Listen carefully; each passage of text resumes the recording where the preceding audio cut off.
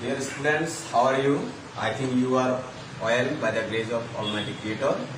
Uh, you know that we are discussing transformation with you.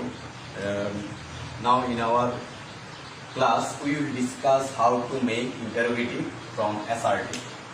So we are going to transform sentences from assertive to interrogative. At first, I am going to tell you some information about assertive and interrogative. Assertive, it means that it is a general kind of sentence, and the structure of it subject plus verb plus dot dot, or subject plus verb plus extension. It means that in assertive sentence you have to put subject at first, then verb, and it is called assertive sentence. Then interrogative. To make a sentence interrogative, you have to follow some basic rules. What is that?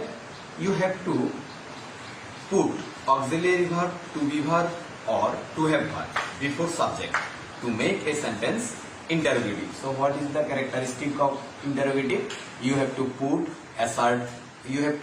auxiliary verb, to be verb, or to have verb before subject. So what is the structure of an interrogative sentence? Auxiliary verb, to be verb, or to have verb plus subject plus extension. That is the basic things about assertive and interrogative.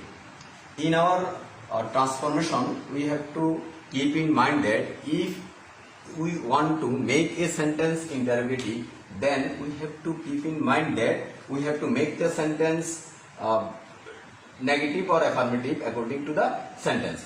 It means that if the sentence is in affirmative, you have to make it negative to make the sentence interrogative. If the sentence is in negative, you have to make it affirmative also to make it interrogative. I think you have got the point, and I am trying to make this sense very clear to you with the two examples given in the blackboard. Just look at the example. I was sincere to my duties. Here we can make the sentence interrogative only putting was before subject I, but we have not done it. What we have done? We have done wasn't. It means that we have made the sentence negative interrogative. That is the point that I have told you before. What is that? To make a sentence interrogative, you have to change also the form affirmative and negative. It means that if the sentence is in affirmative, you have to make it negative. If the sentence is in negative, you have to make it affirmative. If the sentence is in affirmative, you have to make it negative. Look at the point. This sentence is in assertive. This is why I make it negative also. In the next sentence, it is in negative. So we have make it affirmative. We have to avoid not. We haven't put not here. It means that the sentence is in negative. We make it affirmative. This is the basic point of making a sentence interrogative. It means that we have two interrogative and we have to put in mind about affirmative and negative. So I think the first two examples and rules I have made clear to you. I am again saying I was sincere to my duties. I have made it interrogative. How have I made it interrogative? Look at the point.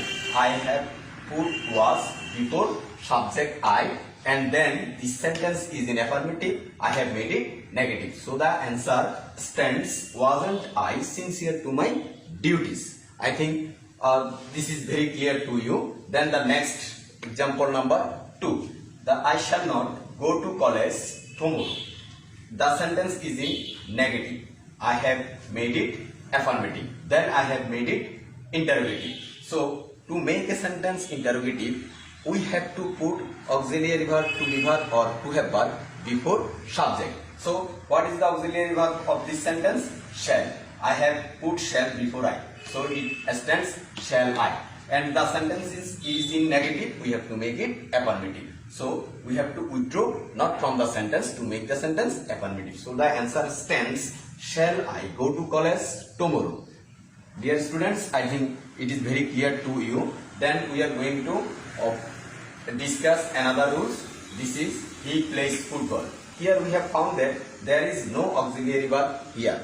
This is the main point, but it is not a problem if you have enough knowledge in tense. So we know that in two types of tense, just present indefinite and past indefinite. In two tenses, there is no auxiliary verb in affirmative sentence. But in these two sentences, auxiliary verbs exist. They are do, does, did. In present indefinite, do and does are auxiliary verbs, and in past indefinite, only did are auxiliary verbs. And you have to keep in mind that in present indefinite and past indefinite, if we put auxiliary verb do, does, did in the sentence, we have to make the main verb of the sentence in base form. So just look at the examples. Number 3 example, he plays football.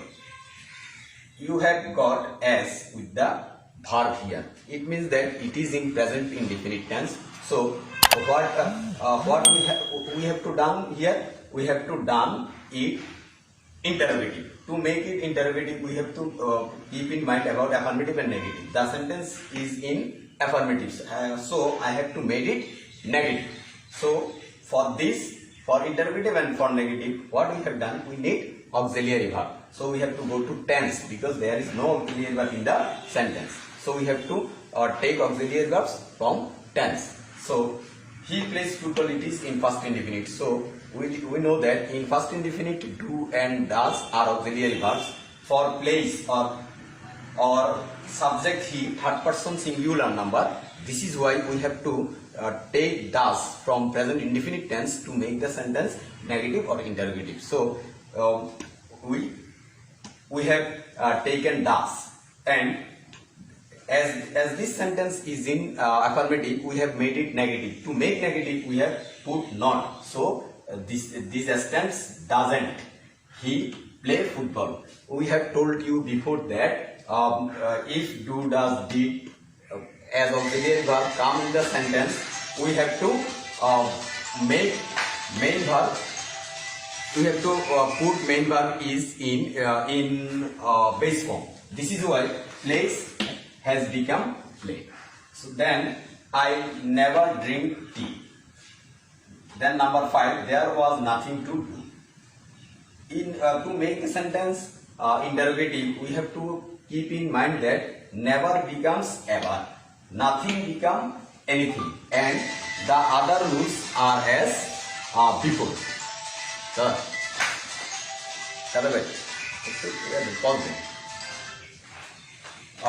So I never drink tea. I never drink tea. What is the answer of? Okay. Just look at the example number 4. I never drink tea. How can we make it interrogative? We have to put before do before I or subject, because this sentence is in present indefinite tense, and we have to make never ever. Why should we do this? It has discussed before.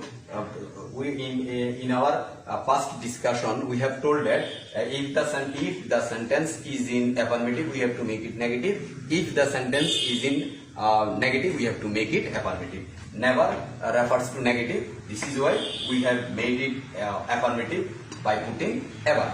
And number 5 is also same.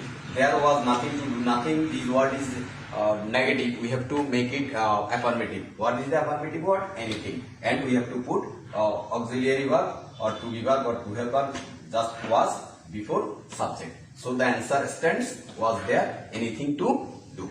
Next, everyone wishes to be happy. All, everyone, everybody. For this we have to use who, and then according to tense, doesn't, do not, doesn't or didn't. So this is the process of doing interrogative. Everyone wishes to be happy, so the answer is who doesn't wish to be happy. The sentence is in affirmative. This is why you have to put negative. What doesn't? And then how does come? Everyone wishes to be happy. It is in present indefinite. This is why you have to use auxiliary verb from present indefinite to or does. This is why does come here. Okay. Next one. Nobody could ever count my love for you. Look at the examples. Example. Nobody, no one. For this we have to use who for just like everyone, but we have to put we have to keep in mind that everyone and nobody, what is the basic difference between two words? Everyone, it is in affirmative form, nobody is in negative form. This is why this is in affirmative form, we have to make it negative. It is in negative, we have to make it affirmative. This is why nobody, we have withdrawn nobody here, and we have put anybody, so the word becomes affirmative. It has been told you before that for making interrogative you have to make the sentence affirmative to negative, negative to affirmative also. I have told you before. So nobody could ever count my love for you. The answer is who could ever count my love for you. You can who could ever count my love for you. So there is no existence of nobody here. It means that the sentence has also become affirmative. Then we can also solve the problem in another way. This is could anybody ever count my love. Here could is auxiliary verb. We have put it before nobody and we have made nobody anybody. It means that we have also made it affirmative. The next one, no one can do this. It is also in negative. So you have to make it affirmative also. Who can do this work? It has become interrogative by putting who and can, but we do not get existence of no one in this sentence. It means that we have made it also affirmative. We can also solve the problem in another way, just as example number 7, number 8, no one can do this. The another way of solving the problem is can anyone do this? We have put can before no one and we have made no one anyone for making the sentence affirmative, as I told you before. So no one can do this. The answer is who can do this, or you can also answer the question in another way, that is can anyone do this. This is the all about assertive to interrogative. You have to I hope you will study these rules in your house also, and you will try to solve some exercise from your book or grammar books. You will get it in your grammar books, some exercise. I think you will do it in your house by the help of these rules. These are all about assertive to interrogative. In our next class, we will discuss another point of transformation with you. Till then, thank you and be happy and healthy. Thank you.